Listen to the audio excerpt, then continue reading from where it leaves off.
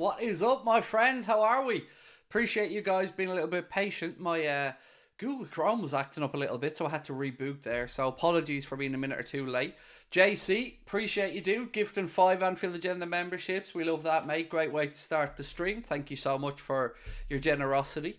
So look, I didn't want to go through the whole, are we going to sign somebody, let's talk about Mbappe tonight, because I know you're all sick of me talking about Mbappe. So instead I thought we'd pose the question that maybe Paul Ince asked, should we look to replace Mohamed Salah this month? And why would that be with Kylian Mbappe? So I see I found a way to shoehorn it in there. It wouldn't be an Anfield Agenda stream without me, coming across with the propaganda, would it? It just wouldn't. But look, in all honesty, there's a lot to talk about, but not too much on the transfer front. I'm not going to pretend there's loads of news. There isn't. There's the Todibo stuff we spoke about earlier on. I was keeping a little eye on Fabio Carvalho, who started for Hull City tonight as well. Tyler Morton there in midfield, playing for Hull also. And keeping a little eye on what's going on in the world of football. But it's relatively quiet for Liverpool stuff at the minute. Let's be frank about it. There's not a whole lot going on. No games for 11 days. So that's a little bit disappointing. It feels like it's an international break, but it isn't, because everybody else is playing. So, where are we at? Salah best in the Prem. Again, I'm going to make this very clear once. Again, just in case anybody wants to come and have a go at me.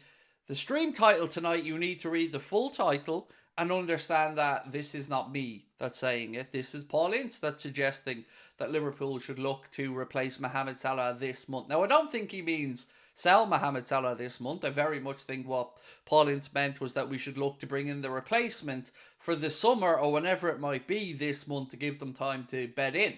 I pretty much think that's where Paul Ince was going with that. So we've a few other bits to go through tonight as well. We'll be talking about why Fabio Carvalho's loan move didn't really work at Leipzig.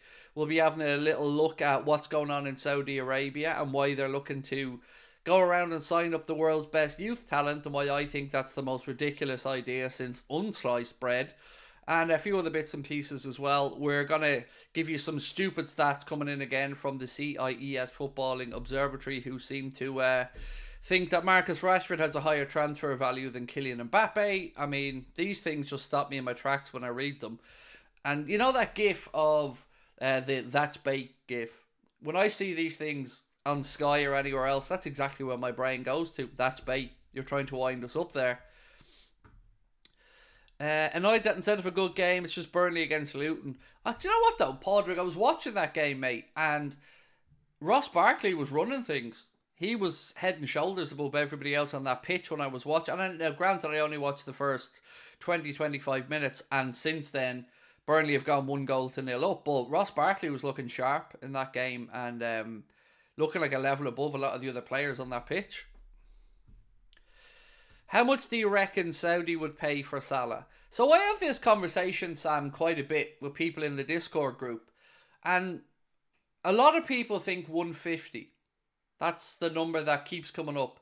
I think 100, but I do understand exactly why some of the others would say the 150, because normally when you're talking about transfer fees and you're talking about what would somebody pay, you're trying to look at it through a realistic viewpoint of a club that would be doing things for a reason, and that reason not just to bring an ambassador for the league, basically. So I don't think we can look at this from just a purely business decision with regards to what someone's worth. It's what is he worth to the league? What is he worth as a what would you call it? A figurehead for the league. And then maybe I understand why people are talking about 150, because normally in world football, you get somebody 32 years of age, last year of their contract. Getting 100 would be damn good business. But we're not talking about logical numbers here, are we? We're not talking about realistic reasons. So, I don't know, is the honest answer. But the most important question in all this, I think, isn't what Saudi would pay. The important question is, what does Mo want? And that has to be what drives this conversation. Because if Mo feels like he's got time left in Europe, which is totally understandable because he's still delivering, then maybe he feels like he's a couple of years away from being able to, I don't want to say retire or, take the easy money, but from being in a really competitive league. Because let's be honest, with all the money Saudi can offer, it isn't Europe, it isn't the Champions League, it isn't the be all and end all of world football. It's pretty much European football is where it's at. So that's I think the important point of this is, what does Mo want? And the more I listen to the likes of David Ornstein or I think who was the other gentleman that was speaking about this, Neil Jones and a few others, I think I understand where they're coming from. Mo very rightly would feel that he still has a couple of years left minimum at the very, very top level of world football. But then you got to ask the question, does John W. Henry feel that way, and will he back him to the tune of, I don't know, 500 grand a week, let's say? I don't know the answer to that one. And there's also a part of this that I don't think gets spoken about enough as well, and that's the removal of sentimentality from the conversation. We're all fans. We look at these things through different eyes. We look at it through what we want, with our hearts, with our minds, because we love players. But it isn't always a rational way of thinking. Sometimes you've got to remove that sentimentality and look at things through cold, hard numbers. And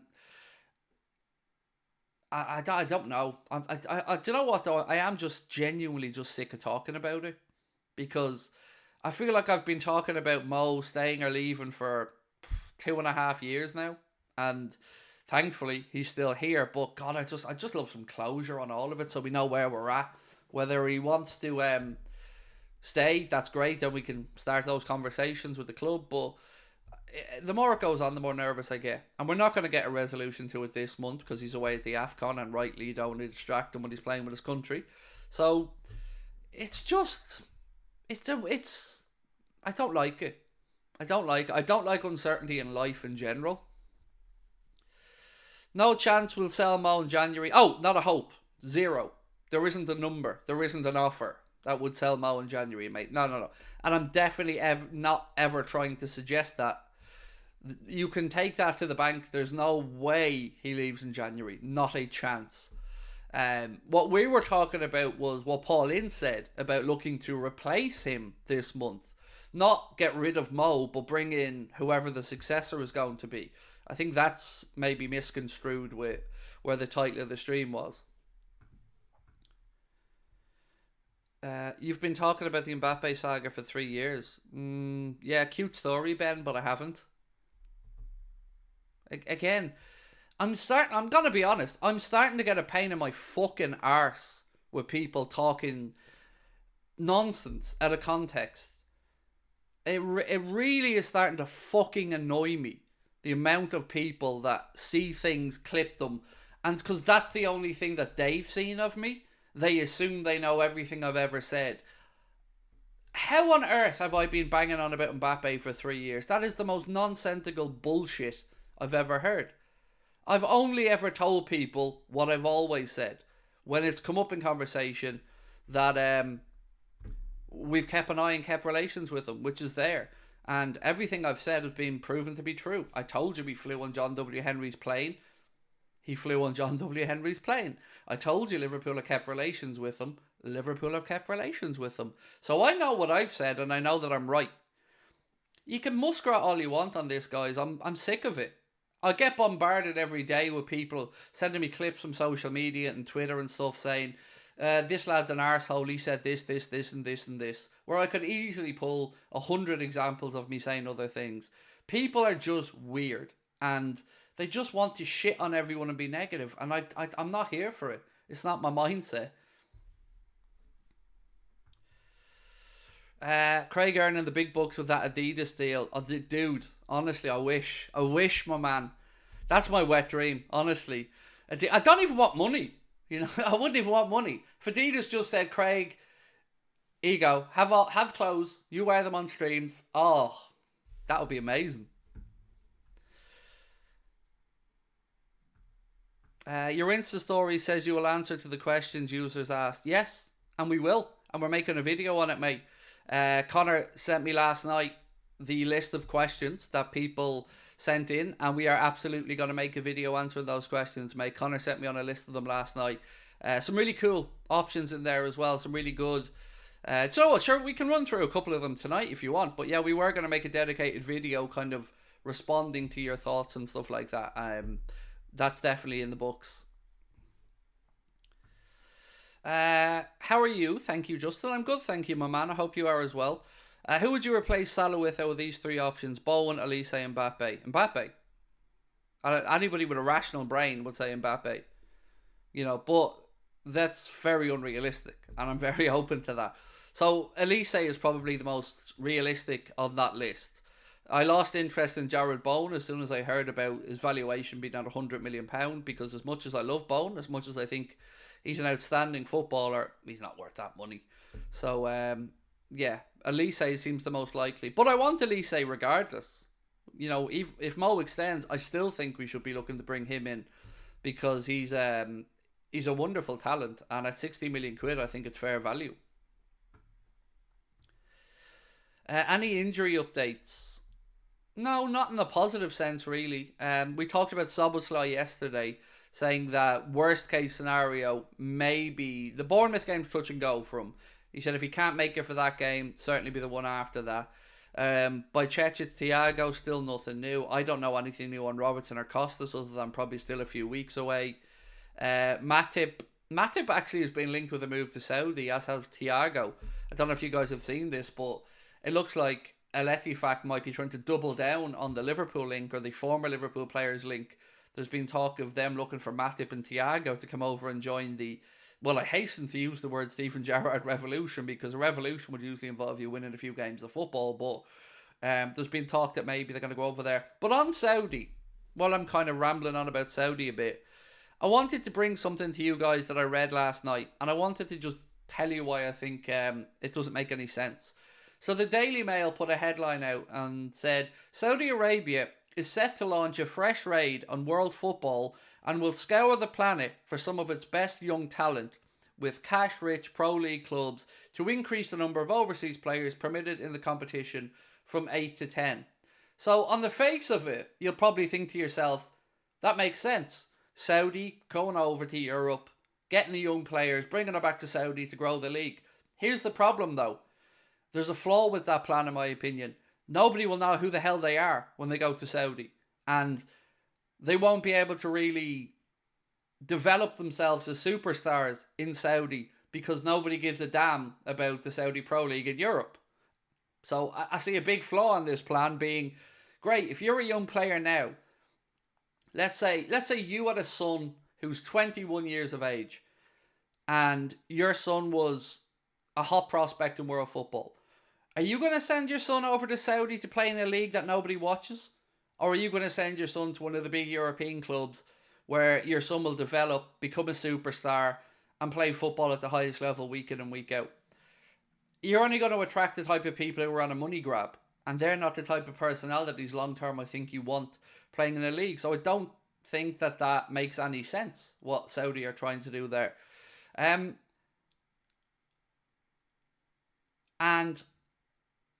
I just think that it's doomed to fail. I just don't see that Saudi Pro League working for various reasons. You're either ever going to get people at either end of their careers. The very start who are on a money grab, or the very end who want a pension. That's it.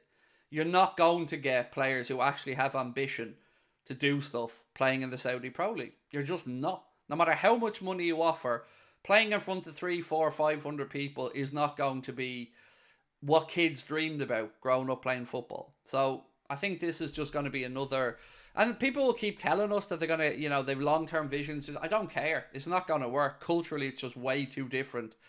And they can lie about how many people in the country love football and go to games, but the truth is, we've seen it. Look at last night. Barcelona playing Osasuna. Loads of empty seats. And I mean loads of empty seats inside that stadium. In that part of the world, I should say. I just don't see it. I don't get it. It doesn't make any sense to me. And I think it's going to fail. Crap competition, nowhere near the level of player coaching. Exactly. And it's kind of catch-22 situation, because you need the infrastructure in place. You need to build it up over a long period of time. But to do that, you have to put the proper foundations in. You can't just shortcut your way to it. I wonder when they're going to launch the Saudi Women's Pro League, though. I'm looking forward to that. Same with all the boxing fights. It's been lovely seeing all the heavyweight boxers over in Saudi, but I'd love to see a couple of the women's fights over there. You know, Katie Taylor, maybe Chantel Cameron, Natasha Jonas, Michaela Meyer, Baumgartner. Loads of these. Any word on any of those fights taking place in that part of the world? Of course not. Now you start to see why a lot of things aren't going to work, right? Because we don't live back in times where we can just overlook things like that. Now I know that, you know, there was a lot of talk about Ronaldo when he went over there and stuff as well, but let's be honest, he was limiting options because it's not really like he was going to the MLS. So can't go to the MLS. He had to go somewhere to get the pension, and you know, Neymar's another greedy little shit who ran over for a payday. So I find it all funny, to be honest. To be fair, Craig, they had women's fights on the Jake Paul versus Tommy Fury card. So not a real boxing fight then. Cool, gotcha. How come you never wear a Liverpool shirt? The honest answer is, when Nike start making Liverpool shirts, and I seen one, how I think the shirts are poorly made. Two, they're robbing bastards. And three, anything of the crossover stuff they've done I haven't liked. And that's the honest answer. You know, and some of it's got to do with the fact that I'm getting older, and I probably wear football shirts less as I've gotten a little bit older. But yeah, it's mainly down to just I don't like a lot of the stuff Nike have done. I don't like having two different types of shirts. I don't like the elitism of trying to say, yeah, you can have a stadium shirt and be a nobody, or you can spend £100 and get a shirt like the pros wear. It's just greed. I'm sick of it, and I'm fed up of all of it. And if you want to tell, you know, you want to be a club and you want to make sure that your jerseys sell around the world and all, well, you're going to drive people to buy fake shirts. You're going to drive people to these websites if you're just greedy. And that's all it is right now. It's greed. Like, if I have €100 or £100 in my pocket, do I want to spend that on a Liverpool jersey, or do I want to spend it on 3 or 4 other things? Well, to be honest with you, 3 or 4 other things, because I just don't think they're value for money anymore. Which is, I'm sad to say that, genuinely, because I would have been somebody who would have loved to bought lots of Liverpool stuff. Like when New Balance made Liverpool kits, I bought a lot of their jerseys, a lot of the hoodies, a lot of the polo shirts. I just feel like Nike and Liverpool are driving people to that underground fake replica shirt market because of greed. Who wins, McGregor or Chandler? Honestly, I don't know. I don't know much. I'm not hugely into MMA. It's hard to gauge how McGregor will come back. And I don't know enough about Michael Chandler to give you an honest answer on it. How do you guys feel about the Nike shirts in general? Like, do you think they're overpriced? You know, I just, I don't know. Like, the idea of buying myself and my son a couple of Liverpool kits and it nearly costed me £200 just... And that's before you stick a name, a number, a badge or anything on the side of it. It just feels greed. Replicas, you can get full kits for a shirt price. And that's the sad part, Cody. Because nobody wakes up, no parent or anybody wakes up and thinks, yeah, I want to undermine Liverpool Football Club and not buy at them. But at the same time, when you've got a cost of living crisis and you see a lot of people struggling to get by, asking them to pony up £100 for a shirt just seems immoral to me. £115 in Sports Direct is a joke, said Chewits. Too expensive, said John. I really like them, said Brett Young. Absolutely, mate. And look, definitely agree with you that football shirts are a particular thing. And there will be definitely some shirts that some people like, the personal stuff I get. But the price point as well, I just think it's a little bit much. I bought a Soboslai shirt and that's good. Now I say all this, but I do have some signed shirts that I've bought, so I'll hold my hands up to that. But that was more about just wanting the signed shirt than the shirt part. It's more the signature I was interested in. Yes, I forgot to mention this earlier. Harry Morgan makes a really good point. The incredible, as you've said, and I love the way you've worded it, so I'm going to read it exactly how you've written it, Harry. Harry said, that incredible Alexis McAllister strike against Fulham wins the Budweiser goal of the month for December. And a very worthy winner as well. So well done to Alexis on that one. Mark said, I won't buy real shirts as they're extremely expensive. Replicas from China, excellent copies are value for money at 18 quid, including delivery.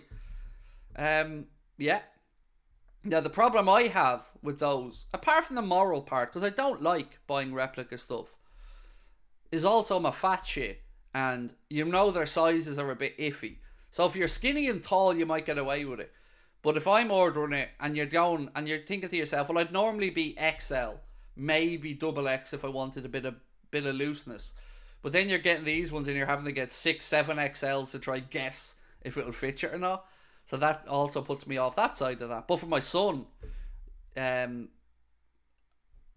When I'm in Turkey on holidays in September, I'll definitely be getting my son a few of the genuine fakes. Philip said, I'm 53, so I don't like shirts, but I do like the LFC Nike lifestyle range. So the reason that I don't buy them, Philip, is because you go into the Nike website, you see pretty much the same top minus the Liverpool badge, and it's 25% cheaper.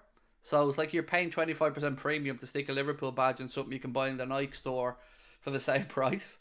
Or for 25% cheaper, sorry. Do you know what really let me down, though? I look at the PSG, or PSG Jordan stuff, and my jaw hits the floor. Honestly, like, if we had that, take my money. I don't care if I'm overpaying, actually. I'll be honest, I'll be a hypocrite. If we had that Jordan stuff, give me all of it. All of it. But we don't. We've got the LeBron crossover stuff that has been garbage of the highest order and all. The runner's terrible. The jersey, disgracefully bad. Just haven't liked any of it. LeBron's logo, in my opinion, is horrendous. I buy some hoodies from the Liverpool store, but I haven't bought a shirt for 5 years. So I do occasionally buy Old McVeigh Foundation t-shirts and hoodies and stuff like that. Because, you know, you're supporting a good cause there and they're very well priced and, you know, no issues and things like that.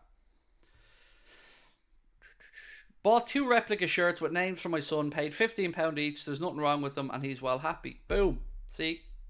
Now, Adrian, genuine question for you, mate. If Liverpool were selling those shirts for your son at 30 quid a pop, would you buy it at 30 quid? Or would you still go to the 15 quid ones? Genuine question, because I'm trying to figure out in my own head what the price point might be. Because I think £30-35 for a kid's jersey is reasonable. Anything over that I think is taking the piss. And then when you see shorts that are like 30 quid for a pair of shorts. With Bradley looking good and improving game by game, Ramsey hopefully going to do the same in next year. We see Trent now move full-time into midfield. Do you think Trent at right back for one more year? It's a tough one. It's a tough one to answer. I wonder if when Trent does go into midfield, we'll end up swapping the way we set up in midfield to like some version of a 4-2-3-1, 4-2-2-2, 4-2-1-3, whatever way you want to make that up. Because I think that's what we'd have to do if you want Trent in midfield, because you don't want to limit him to defending. You want him to get forward, but yet you don't want him to be too far forward that he's too close to the attackers and he can't really thread through the balls that he's capable of doing. Tyler Morton is playing well. Yes, he was. I was watching it before I came on just to see how Fabio was getting on. But yeah, Morton did look comfortable playing in that whole midfield. Salah or Mbappe? Mbappe. I don't know why anybody wouldn't answer Mbappe to that question, because you've got to take into account the age difference. So, and the sellability and the potential profit margins for the club in the longer term. So I think, yeah, definitely would be Mbappe. I think that's but if they're both the same age, Salah. If Mo was 27 or 28 now, Salah every day of the week, no problem. 100% Mo. But I can't ignore his age. I can't ignore that at the very least you'll have to alter how you play to get the best out of Mo as he matures. You could get an adult top for 30 quid about 10 years ago, said Ryan. Jordan and PSG have lost their deal. Have they? Oh, I didn't know that. Chemo Ginge. I didn't know that, mate. Because, I don't like PSG, so I haven't bought any of the gear. But I love Jordan stuff. Like, I've got some Jordan hoodies and a couple of pairs of Jordan trainers and stuff. Like, I love the Air Jordan stuff.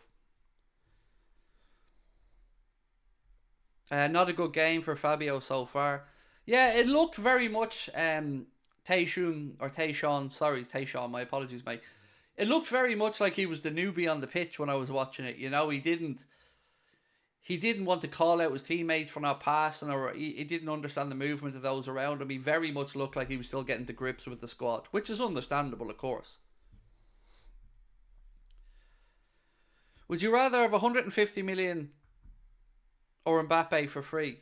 I don't know what, this is a very random conversation. Would I rather have 150 million, as in me personally, or Liverpool signing Mbappe? Sorry, I'll have that 150 million. I don't think that's what you meant, though.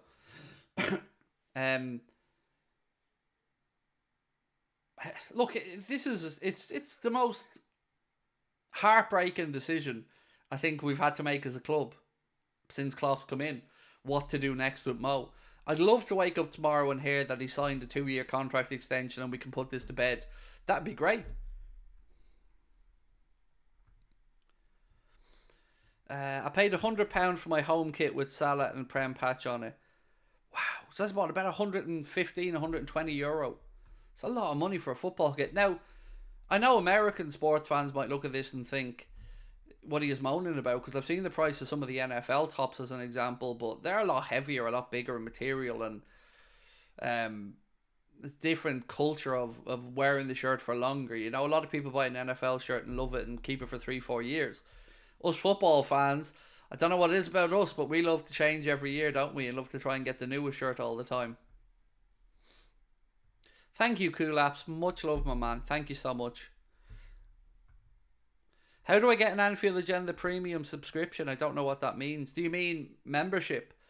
Hit the join button, my friend, if you can see it. Couple of bits. The Clips channel is absolutely flying at the minute, so I wanted to say a big thank you to you all. The lads have been really cool with some of the edits and stuff they've been doing on the clips. So yeah, love that you guys are watching, and please do continue to hit that subscribe button. I want to go through some of the stuff from earlier on. So the Premier League top 4 odds, who's going to finish there? These I found quite interesting. So these are Betfair's odds. Now, I'm not working with Betfair, it just happens to be on the Echo website where I found this. So they said Premier League top 4 finish this season. Manchester City are 1 to 80 on, meaning you'd have to spend 80 quid to make a quid. Liverpool are 1 to 40 on, so nailed on to be top 4. Arsenal 1 to 8, again, pretty much guaranteeing they feel Arsenal will be in the top 4. Aston Villa 8 to 13. But the ones that really interested me are Spurs or evens, that's fair enough. But Newcastle are 15 to 2, and Manchester United, just to finish in the top 4, 13 to 1. I nearly stuck a tenner on that, just out of, I don't know, just value. But that's not to win the league, that's just top 4. 13 to 1. That really does show you that the bookies ain't rating Manchester United this season at all. 13 to 1 seems crazy. Cody Smith gifted a membership, and that has gone to Mark Bell. Thank you, Cody, mate. That's really kind of you. The opinion of Ince should not be a subject of conversation here. He's United and totally anti-Liverpool. Anything he suggests is out of Liverpool envy. Well, he did play for Liverpool. You're aware of that one, right? And also, his point wasn't run Salah out of the club. That, I'll read you through what he said, so we've a better understanding of it. 1 second. So he said, if I had to pick a position for Liverpool to strengthen in January, then it would be up front. I love Darwin Núñez, and I think he gives you everything as a striker, but he misses a lot of chances. That Liverpool attack is so reliant on Mohamed Salah, and when he's not available, like now with the Africa Cup of Nations, and after he leaves, you need to look at who's going to score you 25 plus goals a season. All teams challenging for the title have a player like him. Just look at Heung-min Son for Spurs and Haaland for Manchester City. Salah's goals are so important for Liverpool, and when they're without them, they need to think about a replacement for him. I think Klopp will know this because he's a fantastic manager, but you're always thinking with Salah now whether he's going to stay or leave for Saudi or somewhere. Klopp may not want him to, but ideally you need a plan B or C if something happens. So, he certainly was not knocking Liverpool in any way, shape or form in what he said there. It was just, I think, a fairly common sense outlook on the future. So, I'm not saying anything to try and undermine or belittle Paul Ince or anything. I'm just saying I think it's an interesting talking point, and I can understand why he would suggest Liverpool bring in somebody now, even if it is for 18 months down the line, because nothing wrong with knowing that by the time Mo leaves, you've got somebody who's absolutely ready to go. I think it's a sensible conversation. What is 33-1 in American odds? I don't know. I don't understand the decimal system for odds. I've only ever used the fractions, so I don't know how they work it with their odds. Do you think we need a new striker? Oh, it's so tough to answer, isn't it? Yes and no. And that's not giving you a very good answer, I know. So again, I agree with a lot of what Paul Ince said there. I think Darwin Núñez does give us a lot. And as Paul Ince said, does work really hard for the team, does cause a lot of problems, is a dream to have playing. But he still isn't putting the ball in the back of the net yet. So if he can start to, work on his conversion rate, then you probably don't need a striker. But I think I'd love us to add a bit more pace. And if that is Elise or somebody else, then so be it. Because I love watching us play at speed and counter-attacking and just seeing Diaz or Salah or whomever just bombing up the pitch real quick. We're so dangerous counter-attacking. So yeah, I think we should be looking. I think we need a new number 9 and allow Darwin to go into the left side and dictate the game. So I was thinking about that, Dale, as well. But you know what I couldn't figure out, mate, when I was thinking about that? How shitty I was being to Diaz. And I'm not suggesting you're saying anything about Diaz there, mate, but my thought is, yeah, put him left. I agree with you. But then what do we do with Lucho? Because if Lucho's going to be sticking around, and by all accounts it looks like he is, and if he starts to show back some form, we're being pretty harsh on him there, aren't we? So it's a really interesting talking point, because everything you've said I agree with, but I also just feel guilty then about what happens with Lucho. Who would be your Liverpool signing of the season that we've made? Oh, great question.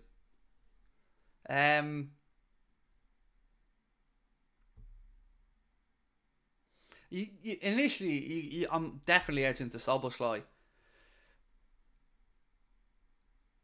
There's a lot of value in Gravenberch signing, but it's got to be Dom. Because of a lot of things. One, the lad is just an unbelievable, technically gifted, athletic, easy on the eye footballer. His age, his profile already as the captain of the Hungarian national team, and the potential for what he could become when he hits 24, 25, 26. I feel like we could have a De Bruyne on our hands. So SALAH is most likely, even at the price we paid, I still think over the long term it's going to look like a bargain. Endo's a good shout, but I think it might be a little bit too early to... If Endo continues and finishes the season that he is, then value-wise, oh my God, what a bargain. 16.5 million quid. If he continues in the vein he was playing in before he left for the Asia Games, or the Asia Cup, you couldn't argue about not getting value there. Do you know anywhere to get cheap tickets? I don't. J and Rob Gaming, mate. I'm not trying to keep you on the outside or anything, buddy. I truly don't. Especially the last part you said there about cheap tickets. The only way I've ever been able to get tickets is to either hope a friend knows somebody or pay travel agents fees. And I was looking at them today. I got an email from one of the travel companies I used to go with talking about the FA Cup game, and they were still looking at $250 um, for an FA Cup game against Norwich or Bristol. Who do you think will get relegated? Burnley, Luton or Sheffield? Or Burnley, Luton, Sheffield? I think those three. Unless Everton get hit with another points deduction, in which case they could be in a lot of trouble. I hope they don't, though. I don't want them to get relegated because of 2 points deductions in a season. That would seem overly harsh. But I agree with the three you've listed. I think Luton are showing some spirit, though. I know they're losing, ironically, to Burnley at the minute. But they have something about them, and if Barkley can continue to play in the way he has been, they've definitely work and fight for their manager. So their home form has been seemingly from the outside decent anyway. But yeah, I think they're probably best placed to stay up of those three. This team has mental potential, Alan. Oh, spot on, mate. Spot on. Thank you for that lovely comment as well, Alan Rice. You're spot on. They do. And look at the age profile. Elliott, Jones, still young. Kanade, young. Bajcetic, young. Ramsey, Bradley, young. Trent, still actually young. Gomez, 25, 26. And then you've got Cade Gordon. Darwin. I mean, you're right. Potential's huge. We haven't even spoke about some of the other younger players who could be coming through, like Pitaluga or Yaros and Leone, of course, as well. Trey Leone. It's Trent Cone-Doherty. How is Ross Barkley 30? I thought he was 24. I'll be honest, I didn't know what age he was, but I was impressed watching him there tonight with Luton for the brief spell I got to watch it. He looked like he was a step above most of the other midfielders on the pitch. If Liverpool get 200 million in the summer transfer window, who would you bring in for this team? It's hard to answer that question without knowing about outgoings and positions. So immediately I think it's centre back, right? You think we've got to go and bring in a centre back.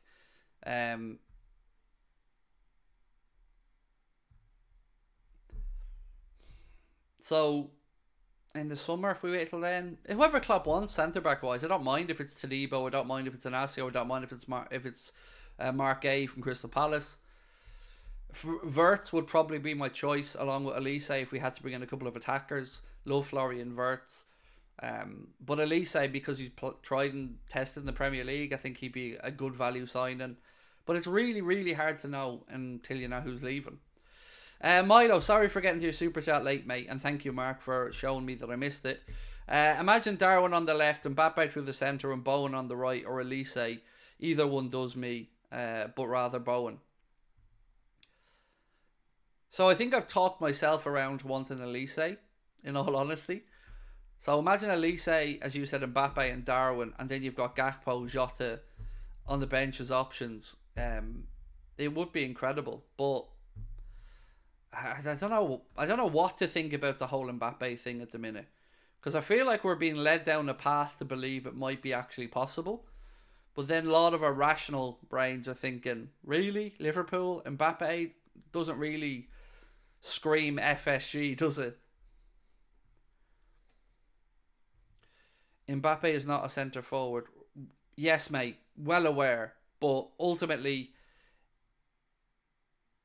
you'll fit him in wherever the hell you need to. And he has played centrally previously. And, you know, I'm not saying he'd be the ideal centre forward, but if you had him and Darwin, let's say, and they were drifting between the two of them, swapping positions, left, inside. You know, remember when we used to have Mane, Firmino and Salah?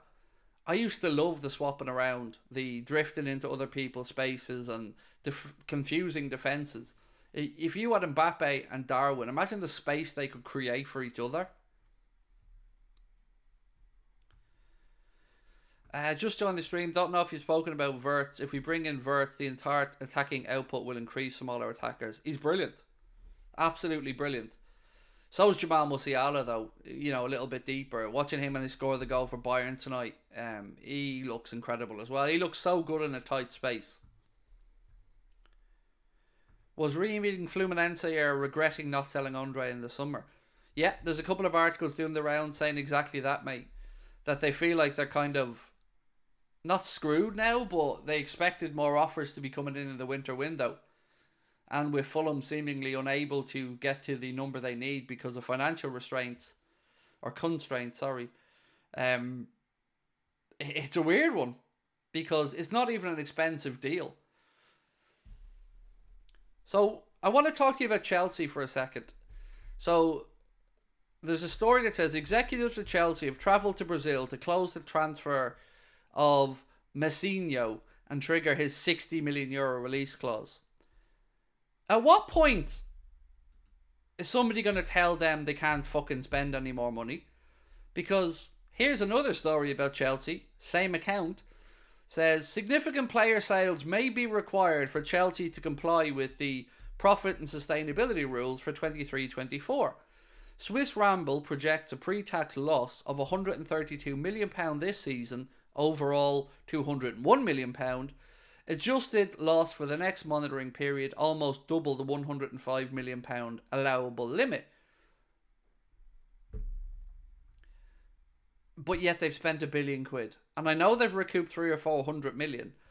But at some point, surely, somebody's going to have to go, no. Because I swear I heard, and correct me if I'm wrong, but wasn't there a big deal being made about Pochettino coming in, them front-loading last summer, and then that's it.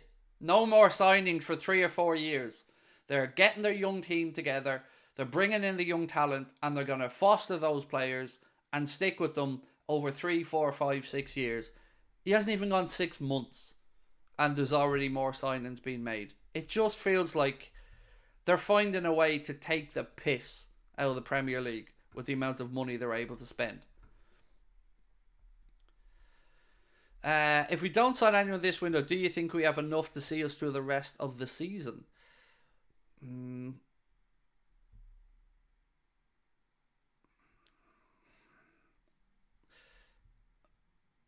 Yes, just about. And the reason I say yes is because we're getting close to Costas and Robbo being back. And as soon as we get one or two of them back, you can start to reconsider Gomez then as proper centre-back cover. So then you've got Kanade, Kwanzaa, Van Dijk and Gomez.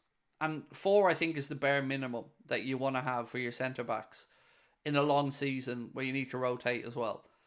So at the moment, no. But if the boys come back in time, I think we'll get through okay. But I'd still rather we signed a centre-back.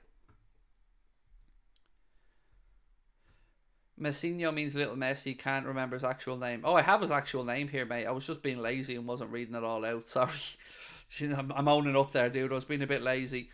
His real name is Estavio Willian. So Estevao and then Willian, like Willian. And he has a €60 million release clause. Another story coming from Jacques Talbot, and this says Newcastle are open to letting Bruno Guimaraes leave in the summer for less than his £100 million release clause if Barcelona or Real Madrid make an offer. The club will not entertain offers from Liverpool, PSG and Chelsea. So if they're waiting for Barcelona to have £100 million to spend on somebody, I think they're going to be waiting a while. And I don't think Real Madrid are going to be in the market for a Bruno Guimaraes type player when they have pretty good options in that part of the park. So I think Newcastle are going to have to wait for somebody to either pay that £100 million or, you know, enjoy having Bruno Guimaraes there.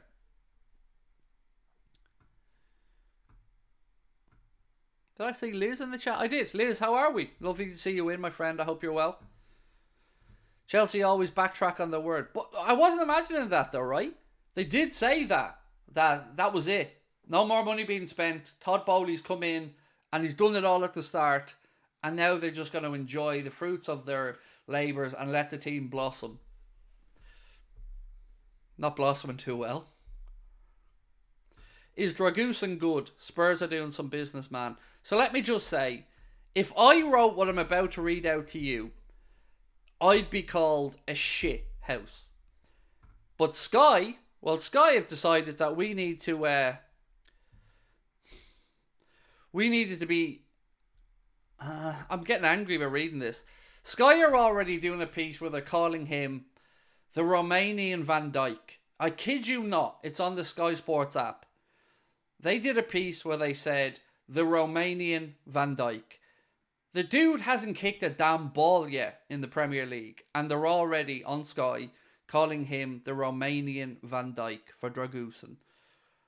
The fucking nonsense that gets spouted about London-centric signings is absolutely comical. Fucking hell. Imagine I wrote that. Like, the Romanian Van Dijk. Would you stop, lads? So, Real Madrid midfielder Jude Bellingham is the highest transfer value in football at more than £230 million, according to research carried out by CIES. They also say that Kylian Mbappe's transfer value is £91.3 million, but I'm supposed to believe, with a rational mind and somebody who actually watches football, that Marcus Rashford is worth £117.1 million. Whoever's doing this research, it's time to hand out P45s and start sacking people. Because at no point in any point in history will anybody ever pay £117 million for Marcus fucking Rashford. It is not going to happen. And the reason why it's not going to happen, it's very simple. He's not worth £117.1 million. Just ask the Manchester United fan base, who are already getting to grips with the fact that they've got another 4 or 5 more years of him on 350 grand a week to endure. So, I don't know what's going on at Sky lately, but they've turned from a premium outlet of high-level football content into a shit YouTube channel with the crap they're posting on the app and the site. One day, that and the Romanian Van Dijk in one day on the same app. Stop, lads. Just stop. It's the English tax. It isn't.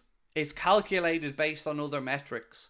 It's calculated based on length of contract, age, goal scorer, loads of other stupid factors that come up with these bullshit numbers that are just that nonsense. So Mbappe's worth £91.3 million. Of course he is. Definitely not worth a lot more than that.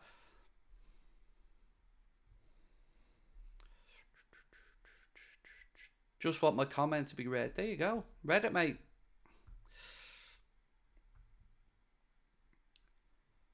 Sky don't like Liverpool. Oh yeah, they don't. And they're very United-centric. If I open that Sky Sports app right now, I promise you there's at least 3 or 4 articles talking about Ten Hag. At least. And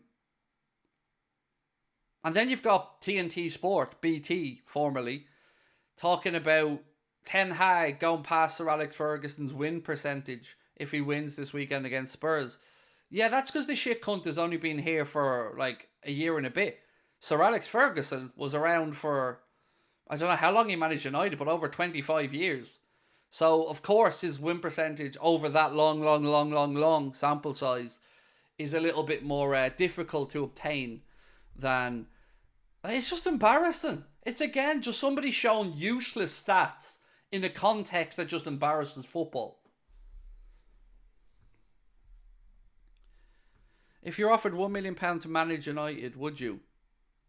Yes? Think about what you've asked me there.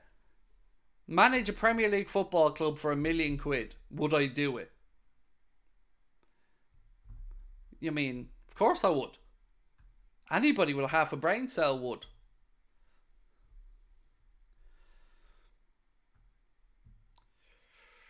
Sir Alex managed for 26 years, yeah. So to talk about Ten Hag, the Wonder Horse, coming in for his the League Cup, and getting knocked out of the Champions League quick smart in a really easy group, to compare him and try to make out like he'll have a better win percentage record, it's just embarrassing. People need to stop letting people that don't understand stats near stats because I don't understand stats, and that's why I don't use stats. Do you think the club will end up like Sir Alex? I hope so, because there's not many left, right? There's not many 10 plus year managers in England.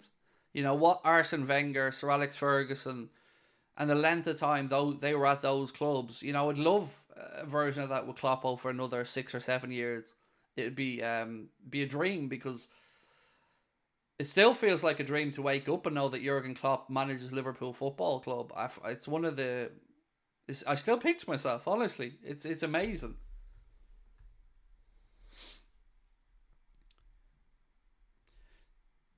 Agent Craig will go in and get them relegated. Oh yeah, 100%. Oh, I'd be playing Harry Maguire every week. Absolutely. Captain's armband immediately as soon as I go in the door. Maguire captain's armband. McTominay centre forward. Oh, I tell you lads, I'd have United firing on no cylinders. Was Mane better than Salah? No. No. They both had spells where perhaps their impact was better than the other. And I loved Sadio Mane, and I'm very grateful we got to see Sadio play for Liverpool Football Club, because he's an exceptional footballer and a very kind soul. But no. Mohamed Salah was the better of the two, and you know his numbers speak for themselves. But again, we're talking about two brilliant players that we were very lucky and fortunate to have play for the club.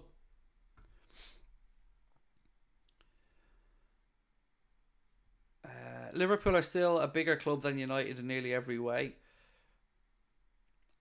Do you know what? Honestly, we're not. And I can tell you that from the content world. So, as you know, Ben came over to us from working for Manchester United channel. First thing he said to me about the difference was, it's so much easier to get views for United channels because their fans are more active and they have a bigger fan base. I don't like to admit it, because I love Liverpool Football Club and we are the most successful football club in England. But honestly, the reach of Manchester United globally, it is bigger than our reach. And it is like, I'd be a millionaire if I was a Manchester United fan. Not joking, I'd be a millionaire. But look, I'd rather not be a millionaire and be a Liverpool fan and not have to look at the shite they're looking at. Top 5 legends at Liverpool. Ooh, God, so difficult. Gerrard, Barnes, Fowler.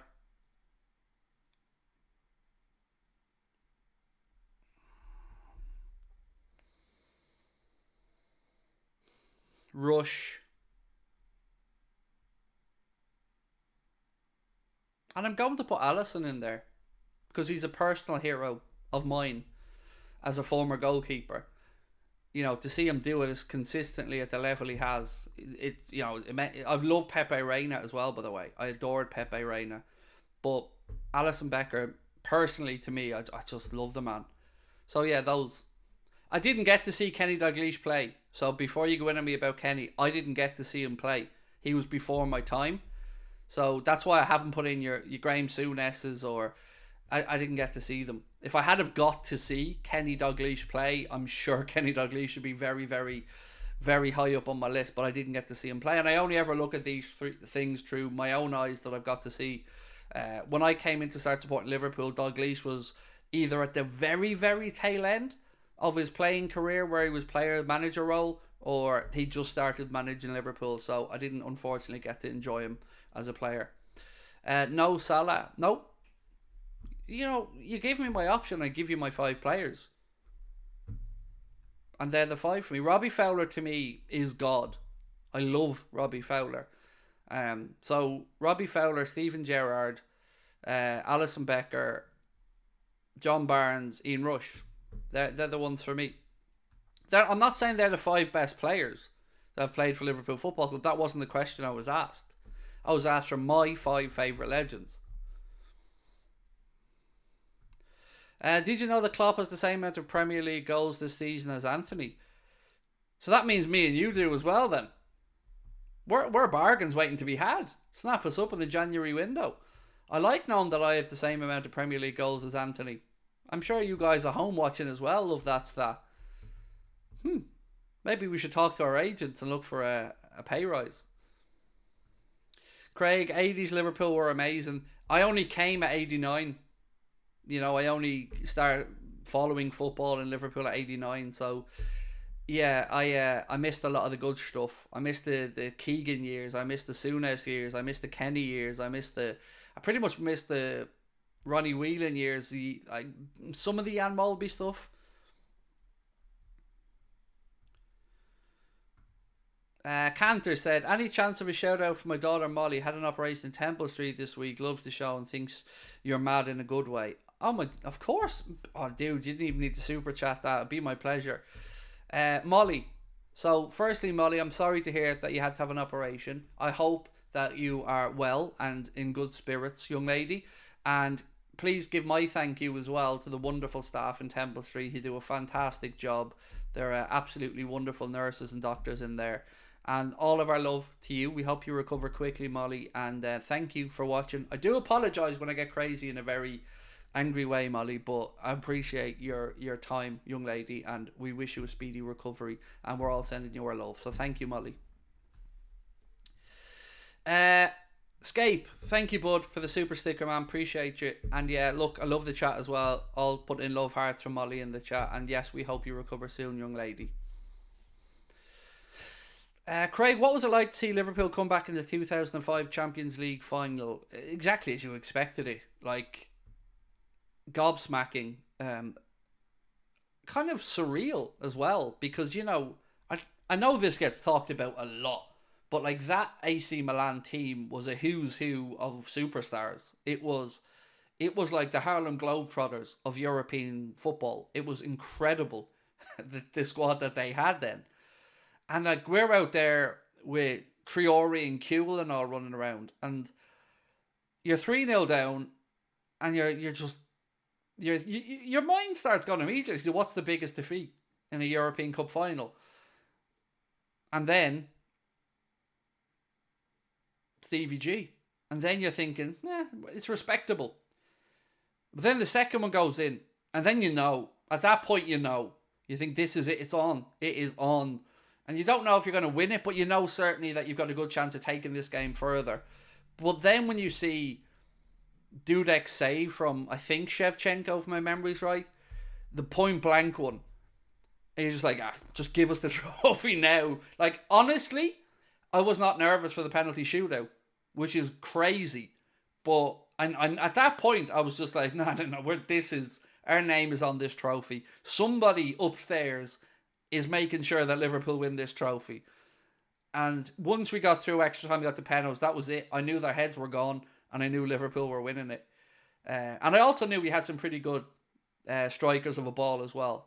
So, still surprised to this day that Alonso took the penalty in normal time. And yes, we got the rebound and all, but still, I would have thought Gerrard would have 100% wanted that. Even though, look, he was the player fouled. So yeah, it was strange, because normally in a penalty shootout I'm a bag of nerves, but I just knew. I knew once I got to penalties what was happening.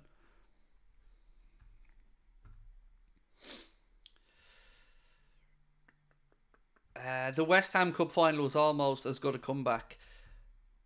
So correct me if I'm wrong on this, Adrian, but I'm sure I read Steven Gerrard say that he hit that strike, the equaliser, that wonderful goal of his, because he was so tired he couldn't run any further, and he just hit it. And look, the rest is history. It's it's known as the Stevie G Cup final. But yeah, that was amazing.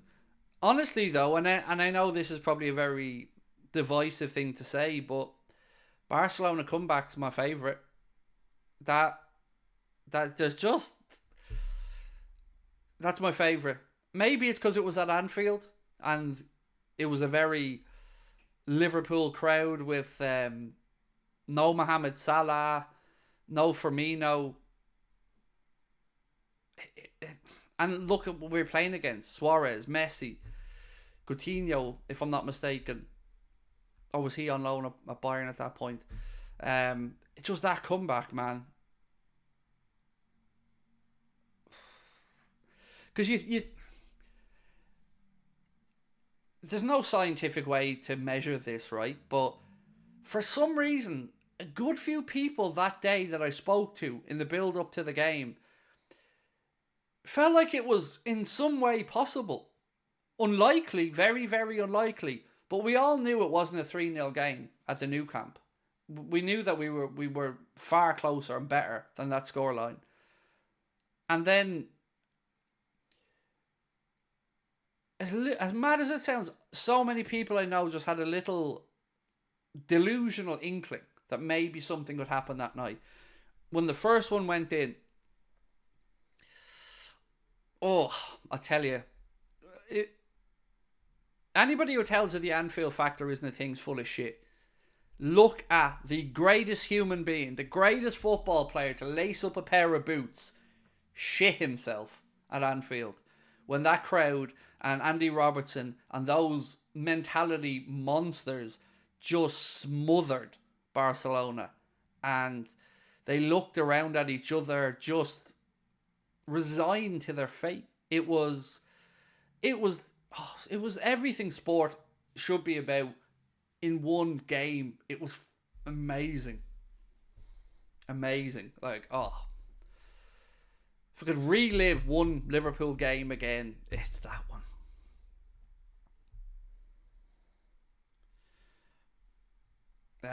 Yeah, and then the Trent corner, the Origi fit, it just had everything. And I don't know about you guys, and I've said this numerous times, but when Trent took that corner and Origi swept the ball into the net, I was fully sure the ref was going to blow the whistle to bring that back and make some horseshit excuse as to why they weren't set right or whatever. And he didn't, and I'll be forever grateful to him for that, because he was right not to. We did everything by the book. But just even thinking about it now, like, just amazing. Messi's face, exactly. They just look like, oh no, it's happened. Because remember, if my memory is right, and it's often not, didn't they have a bit of a capitulation against Roma the year before? In Rome, and then we played Roma in the semi-final. So if I'm remembering, or maybe not the year before, but reasonably soon before, they capitulated. So it was on their mind that they had this in them to do it, to capitulate. And then when it was put up to them again, they showed they hadn't got the bottle for it. And that was the most satisfying part of it all, is that Jurgen Klopp and his force of personality and those players that he put out there into that pitch, with your James Milners and your Hendersons closing out the game, particularly Milner out there on the left flank, winning the free kick right at the end. It showed what an iron will can achieve over talent. And it was just, oh, if you could bottle that feeling, lads.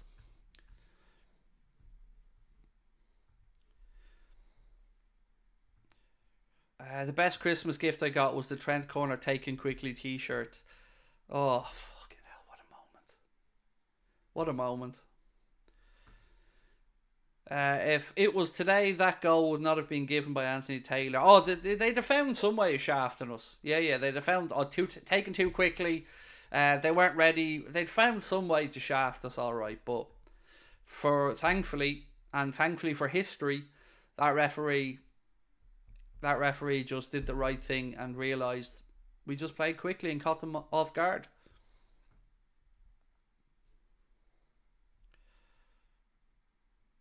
The closest players to Stevie G we have is Trent and Szoboszlai. I agree. They're both the ones with that Stevie G quality in them. Irish national team opinions. Oh, God, where to start, Key? Where to start, you know? Interested to see the next manager. Embarrassed at the lack of investment over the years in the right areas in development and coaching and clubhouses. And then you look at the GAA, the Gaelic Athletic Association over here, and every local club, you know, no matter how small the town, full bar, facilities. and you just look at that, that's an amateur game, and you see the brilliant facilities right through every parish and every town in Ireland, and then you look at FAI and it's a shambles, and it has been a shambles, and I don't even know if it's fit for purpose, to be honest with you. Who's the Irish manager now? We don't have one. We don't have one at the minute. Stephen Kenny was fired. It could end up being Roy Keane, according to some reports. AFC Asia Cup starts today. Wishing all the best to India and Japan, especially Endo. Nice comment, mate. I'd seen Qatar won 3-0 in the opening game of the Asia Cup earlier on. Love from India. It's 3 a.m. here. Love right back to you, Varad, my friend. Thank you for your support, and I hope life is treating you well, sir. Would love to see McAllister played in his proper position for the remainder of the season, as I don't think we've seen the best of him yet. Agreed. And by the way, I guess I don't want to say I owe you guys an apology tonight, but there wasn't a whole lot of news tonight to come on with, and that's why I'm going to take tomorrow off, because there's just not a lot happening at the minute, and I don't want to drag people into streams for nothing. So I thought tonight, look, we'll come on, we'll have a chat. I knew it would be a quiet one. But I did want to put another Mbappe title up, and I just wanted to have a conversation about a genuine story that was in the media, and just have a chat, really, more than anything. Also, as I said earlier on, Boston show, it's coming up. It's only going to be about 10 weeks away now. If you are in that part of the country, if you're over in America, you're near Massachusetts, and you'd like to come and see us, get yourself to Ticketmaster. Tickets are on sale, only $25, so very reasonable. And we'd love to see you over there. And also, don't forget the Clips channel, which is growing very quickly as well. It's 1-1 now in the Luton game. Interesting. What score? Does anybody know what score the Bayern game finished up? I know they were winning 1-0. Last I'd seen.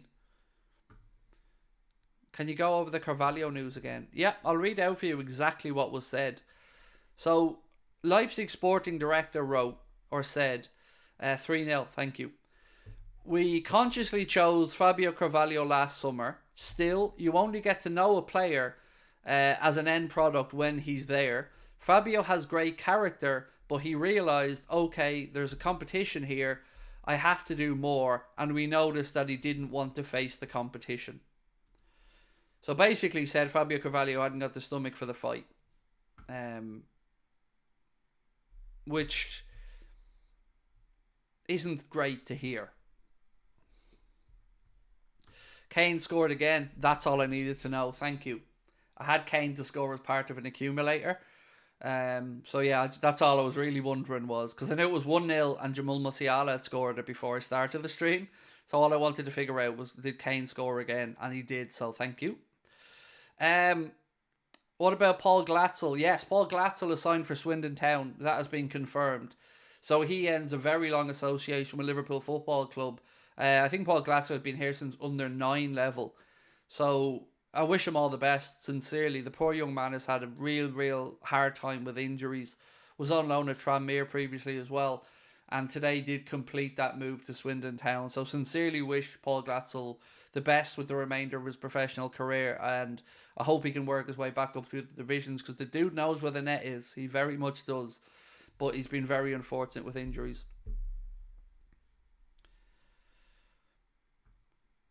What about our youth academy move on a loan deal? Is there any particular player you want me to go through there, mate? So Carvalho joined Hull on loan. He's playing there tonight. Obviously, we've got Tyler Morton there as well. We've called back Owen Beck for cover at left back. I don't know if I've missed that else, but I didn't see any other moves today. Do I watch the NBA? I don't. I did. Weirdly, I watched it when, like, back in the day when Larry Bird and that were playing, was kind of Michael Jordan, Kobe. Back in that era, I did. But then I drifted away from it when I was like 15, 16. I never really got back to it. Oh, Luke Chambers went to Wigan. Yes, my apologies. I know. I thought we covered that one earlier on, though. No, Chambers went to Wigan. There was some interest in him from Rangers, I think, and a couple of other clubs. But yes, he did go to Wigan, as was expected. Which makes sense, because Obeck coming back will provide us some cover there while we wait for Costas and Robbo to get back to full fitness. Can Spurs rebound after their two signings?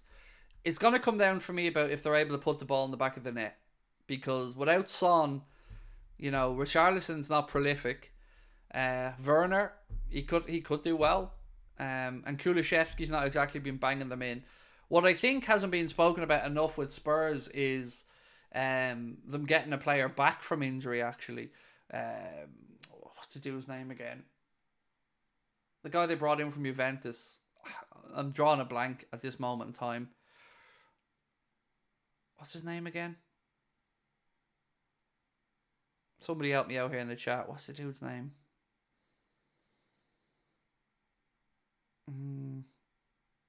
Bentancur, thank you. That's the one. Yes. Bentancur, I think he'll be huge for them. He's a really good footballer, Bentancur. So yeah, I think they'll rebound a bit, yeah. I certainly expect them to have a bit more consistency as the season goes on. And as you said, the two signings that they've brought in this window, Dragusin, if he even looks like a decent centre-back at that price, seems like a good deal. And then Werner on loan with an option to buy seems like decent business as well. Can our Greek scouser start over Robbo and back?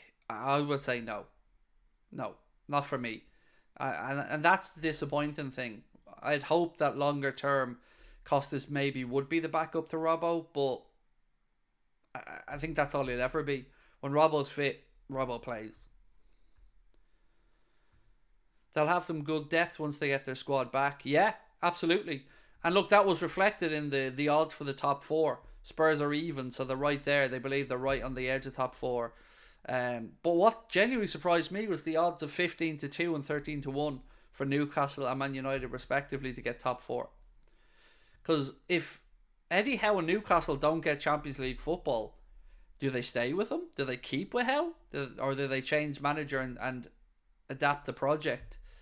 Because it's very, like, you could even argue they probably overachieved and getting Champions League football this season. And it's certainly set them back because their league form and, of course, their injuries. They've had a load of injuries. Have put paid to their real challenge this season to get back up to the top of the table.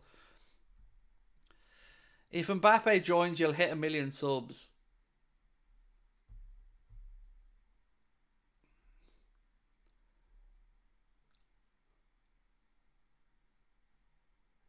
Probably. Yeah, I think if Mbappe signed and stayed for 2 or 3 years, I think we'd well be on the way to maybe doing the unthinkable, which would be hitting 1 million subs. I would be a liar if I said him signing, if he did, wouldn't have a huge impact on all Liverpool content creators right across the board. It would. Craig, I think Spurs could leapfrog Arsenal. That's a big shout. Big shout, that.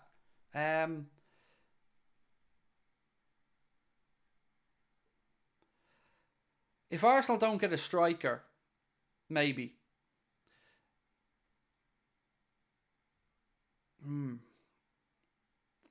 I still don't think either of them are ready to win the league. I don't think Spurs or Arsenal are there yet to win the league. I know Arsenal are certainly in the right area, but I still don't think they're complete enough to win the league. That would be interesting. Imagine if Spurs did finish above Arsenal. Imagine the Arsenal fans' heads would explode.